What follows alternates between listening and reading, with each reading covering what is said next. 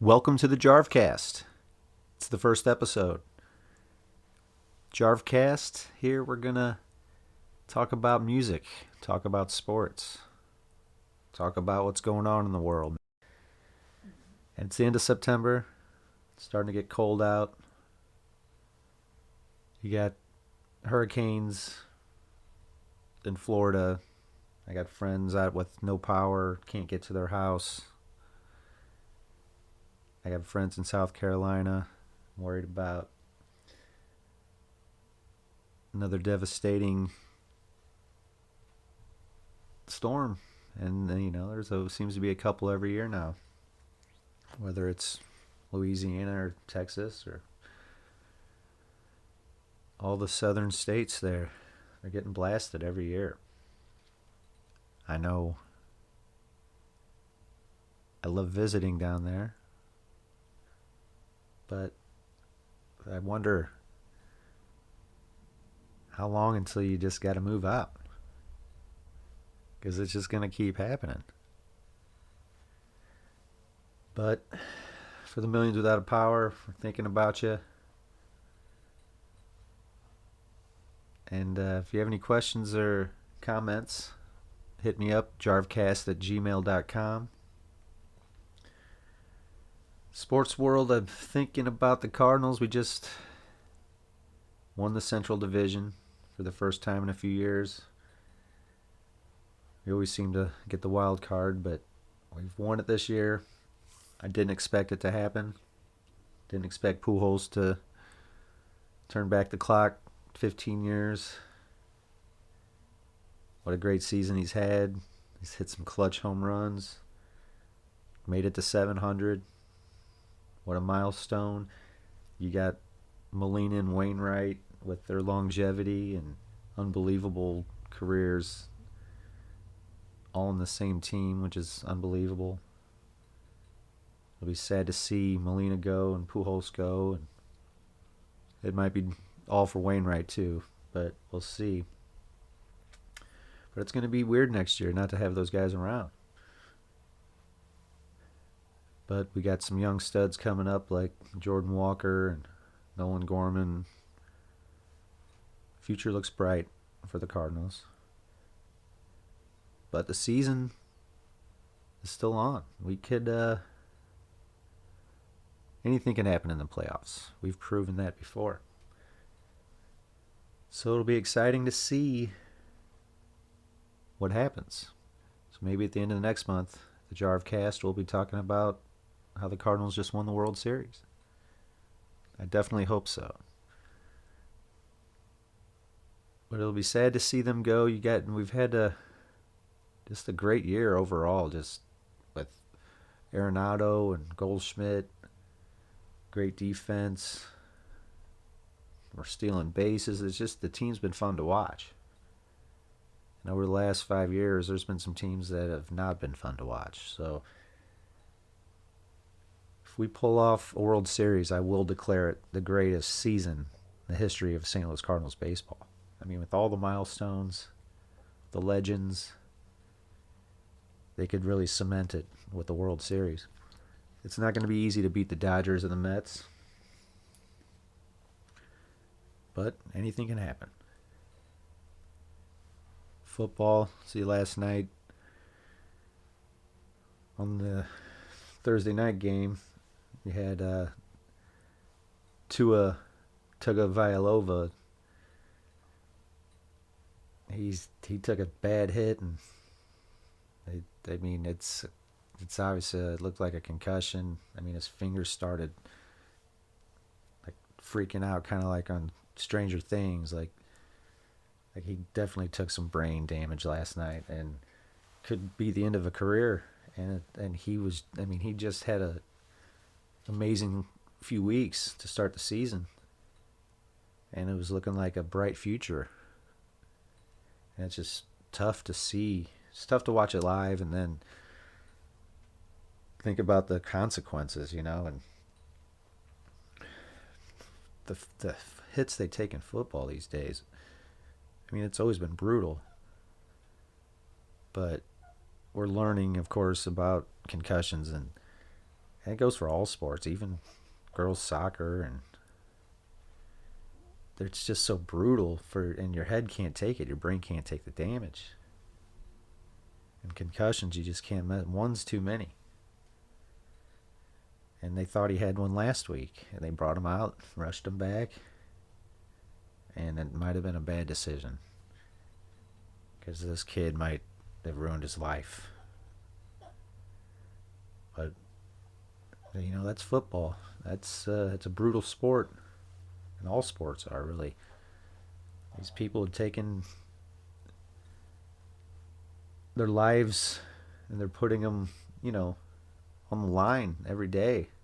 You could see the looks on some of those players' faces last night. They were shocked, but they minutes later they're back on the field. You kind of got to just, when you're at that level, you just got to keep playing. And I'm sure it wasn't easy for those guys, but what a brutal sport. My Ravens are doing good. My fantasy teams are doing good. So it's been a great start to the football season, I think. Music news. Last month has been I guess the biggest news has been the Pantera reunion. I've known about that for a little while. We're down at Phil's in June. Nest did a show and went and crashed at his house, and he let us know. And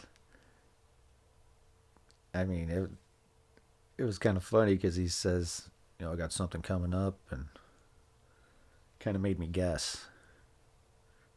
He gave me a hint. He says, this is bigger than down. I said, all right, well, are you in that Kerry King band or something that he's been talking about? I said, nah, that's not it. I said, well, bigger than down, not Kerry King. Are you in a band with Tony Iommi? And he said, nah, that's not it. And I said, well, it can only mean one thing. You're getting the boys back. And he told us, and he told us that Zach and Charlie was going to be involved. And honestly, right off the bat, I was like, perfect choices. Obviously, Zach's the man. Ever since day one of the reunion talk, he seemed to be the only choice. He's the obvious choice. And Charlie, of course, they toured with Pantera. Anthrax has been paying tribute to the brothers for years. Every time I see Anthrax, actually last time I saw Anthrax, they opened up with Cowboys from Hell. So, cheers to Pantera. Glad they're getting back together. I'll be there for the first show. Got my flights booked. Got my hotel booked. Going down to Hell and Heaven Festival down in Mexico. Scorpions are on the bill. And I'll be there for the first Pantera show. And it's important to me because the last chance I had to see Pantera, it would have been the 9th time. And I said, I'll see him next time. Because I did have to work that night, but I could have got off. It was Soulfly opening and I think Morbid Angel. And I'd already seen Soulfly a bunch. I'd already seen Pantera a bunch. But I was excited to see Morbid Angel for the first time. And I think what happened is when they dropped off the show, that's when I said, you know what, I'll just see them next time. Because the ticket prices were, I want to say $40 or $50. But in those days, that was a lot for, this was an arena show, basically. So I just said, you know what, I'll see him the next chance I get. And I didn't realize, that next chance would be 20 years later.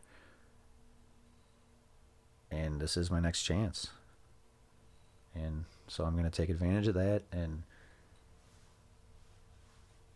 I'm just I'm glad for metal that this is happening. You know, it's the headliners are going away. I mean, you don't have Slayer anymore. Metallica can't play forever. They're, you know, Sabbath's gone. Big metal headliners are growing old. Ozzy's still got some years left in him, maybe, you know, but Pantera is automatic festival headliner, and that's what metal needs. You know, I can see him headlining every large festival in the country, you know, and I hope it happens. I think their plan is to take it around the world first before they come to the States, which is probably a good idea. There's obviously a lot of reasons for that, but I think it's good for metal. Well, I know it is. I know it's good for metal. It was shocking the online reaction to me. I knew there'd be some haters, but to see the media kind of mess with that for weeks before there was even any announcement from, and honestly, I don't think there's been an announcement from the group yet. Has there? There's been a teaser video, but they never really came out and said, "Hey, we're back." You know, it's just the Billboard magazine article kind of blew that thing up, and it was definitely the news of the month, and perhaps the news of the decade for metal. The boys are back, you know, and I have a feeling it's going to rule. I mean, Phil's sounding better than he. Phil sounds better today than he did at the end of Pantera. I think that's the best way to put it. At the end of Pantera, he was drinking heavily, on drugs, and just. I mean, I've seen Pantera shows where he's singing "This Love" and he's kind of just mumbling it, like he didn't want to be there, you know. But if you've seen the illegal shows where he is singing the songs again, and I mean, they even did songs that Pantera didn't do. So it's kind of, for me, it's Pantera is the Metallica of the 90s for me. The 80s were Metallica. The 90s was Pantera. Pantera, the day Reinventing the Steel came out, I'll never forget, all my friends were into new metal, rap metal. All the bands were changing their sound. Machine Head had gone rap. Slayer even had a new metal-esque record. Diabolus and Musica. And I buy the CD, and I'm saying to myself, please, Pantera, please don't change. I popped in the CD, and it was Hellbound, and I just smiled and I said, thank you, Pantera, for saving heavy metal. Thank you for not changing. Metallica changed. They all did. Pantera didn't change. So, not only were they important to me, they were important to metal. At that time, there was a lot of brutal death metal starting up, and a lot of those bands just shunned Pantera because they were popular. Flat out wouldn't listen to them. And years later, when they would hear Pantera, they'd say, oh, whoa, that's Pantera. I've seen it happen. I know guys from that era that when they heard Pantera for the first time 20 years later, they're like, wait a minute, I didn't realize how badass Pantera was. You know, it's like, you've been missing out. So this is not only going to be great for young kids that didn't get the chance, some of the old death metal guys that didn't get a chance back then, that didn't give Pantera a chance back then. I mean, they were like, think about like Slipknot today, to what they mean to the kids. Like, they're the big extreme metal band that, you go to the mall, you'll see kids wearing Slipknot shirts. Now, if they just went away for 20 years and came back, that how nostalgic that would be to these kids today. That's what's happening to me. So that's one of the reasons I'm traveling to see it, because I want to. And it's great that they're back. What else we got in music news? Another band reunited. Now this is a much smaller scale. Band's called Houston. They're from Minneapolis. Indie rock band from late 90s. Just an awesome group. And they're doing a few shows next weekend, October 6th, 7th, and 8th, I believe. I'm going to try to make it. It's a far drive, but it's going to be worth it. It's another band that I haven't had a chance to see in 20 years, so if you can check them out on Spotify, they got an album called Bottom of the Curve. That was their final release before breaking up. But apparently they're back. They got a new record. They got a new EP. They're going to re-release their original first few records on a new record label, repress them, as they're long out of print. The band did their own pressings. I have all their old CDs, but you can't listen to those on Spotify. They're not there. But their first record, Overhead, I believe is their masterpiece. I'm sure it's on YouTube, but it'll be reissued. So that'll be great to hear. Really pumped that they're back. Tried to get a show going with them actually, and didn't all work out. It actually their reasoning for turning down the final offer was they thought it was too big time, too high profile, I believe was the words, because it was at a prominent venue in the area and there's some big money involved, and I think they just wanted to play a small lounge instead and just keep it the way it used to be, perhaps. And good for them. I think I'd rather see it in a small place myself. But pumped they're back. What a great group. I saw them play with Shiner years ago. Shiner's one of my favorite groups. They're playing in a few weeks with Quicksand and who's the other? There's another group on the show. Quicksand, Shiner, and someone else. And I'll have to look this up while I'm talking. But talk about a killer show,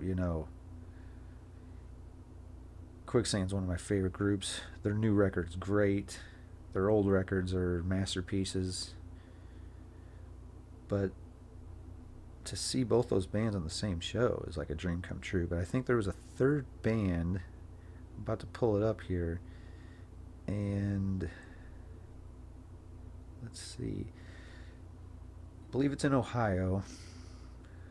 Looking at the Shiner page now. And Quicksand. A&R Music Bar. Quicksand and Shiner.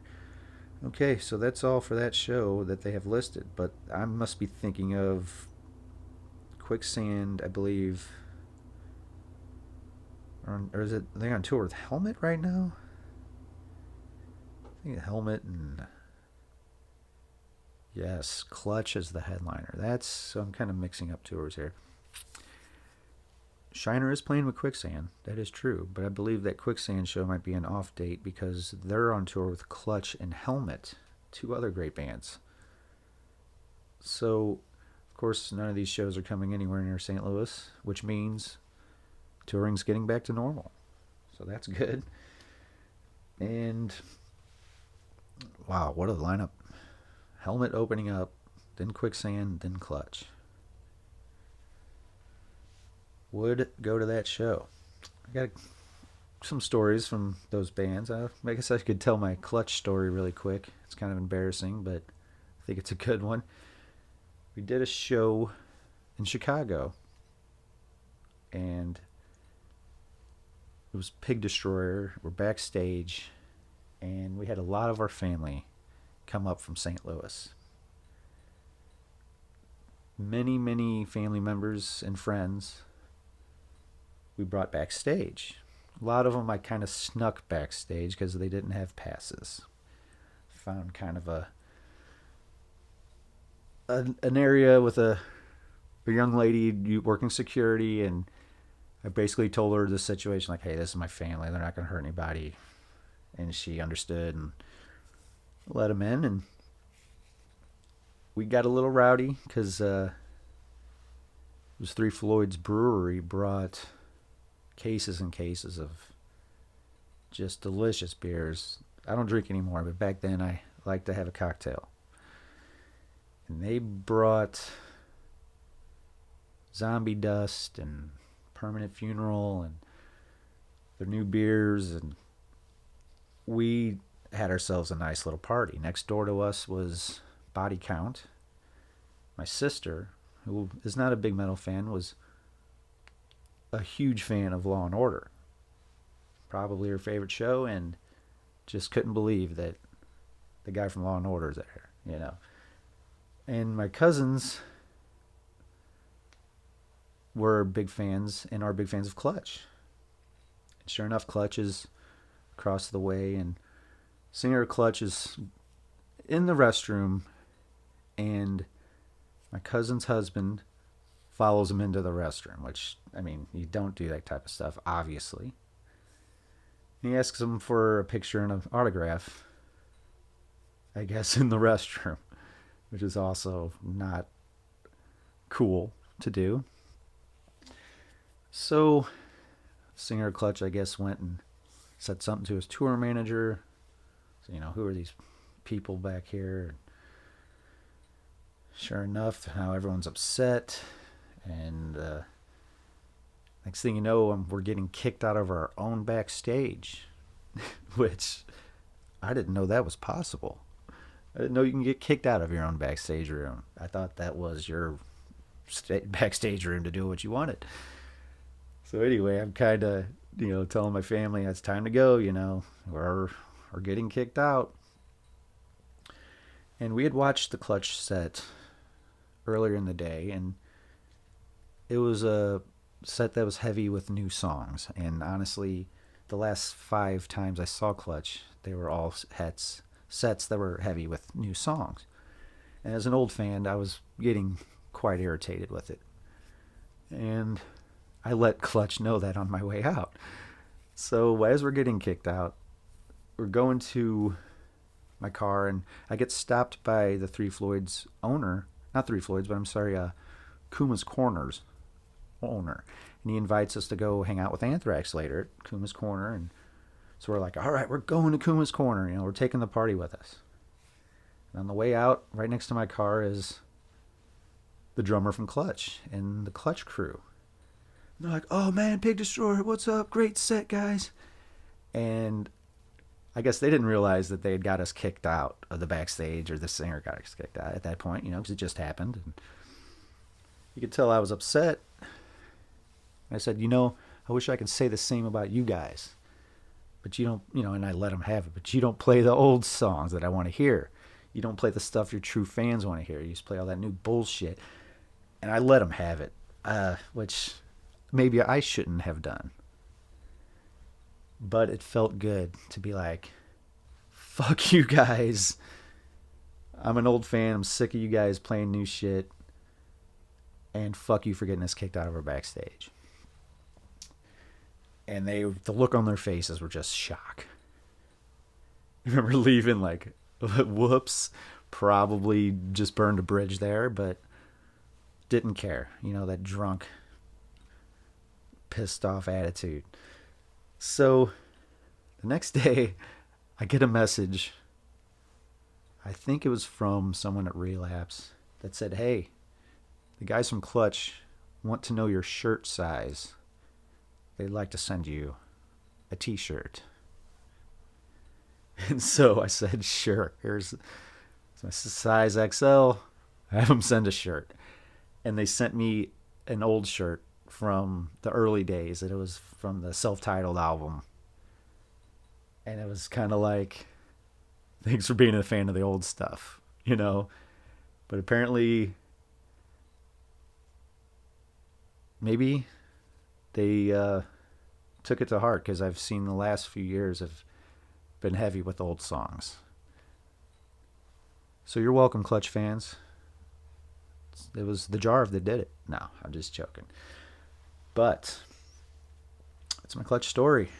And thanks for the t-shirt, Clutch. I actually gave that to the gentleman that started the whole thing, that was in the bathroom with the singer, because he loves Clutch.